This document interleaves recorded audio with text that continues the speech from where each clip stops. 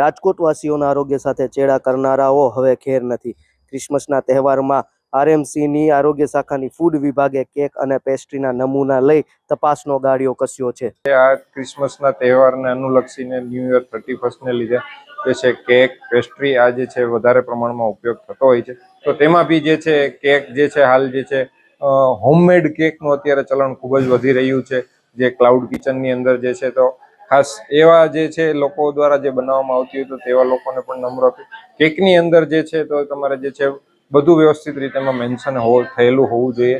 Used by date, expiry date, manufacturing date, કયા કયા ingredients એની અંદર જે છે તમે યુઝ કરો છો. છેલ્લા 2 થી 3 દિવસની અંદર અમારી ટીમ દ્વારા જે છે રાજકોટ શહેરમાં જે છે અલગ અલગ 3 ઝોનમાં 3 અલગ અલગ ટીમ બનાવીને જે છે આ તહેવારને અનુલક્ષીને અમારી ટીમ દ્વારા જે છે સઘન ચેકિંગ હાથ ધરવામાં આવી રહ્યું હતું. અને ખાસ તેની અંદર જે છે કેક છે, પેસ્ટ્રી છે અને મીઠાઈ છે, તો તેવા બધા જે છે વસ્તુઓના જે છે ખાસ સેમ્પલ લેવામાં આવ્યા છે. અને કેક અને પેસ્ટ્રીને જે છે આપણે નરી આંખે કોઈ એવી રીતે ન જોઈ ન શકીએ ખરાબ છે કે અલગ વસ્તુ એ છે કે એના પર ફૂગ થઈ ગયેલી હોય તો આપણને નરી આંખે જોઈ શકાય છે, તો એ વાસી કેક કે એવું કંઈ કહી શકાય છે. પણ હાલ જે છે અમારા દ્વારા જે છે સેમ્પલ લેવાની કાર્યવાહી કરવામાં આવેલી છે અને સેમ્પલ જે છે બરોડા સરકારી લેબ ખાતે મોકલી આપવામાં આવેલ છે.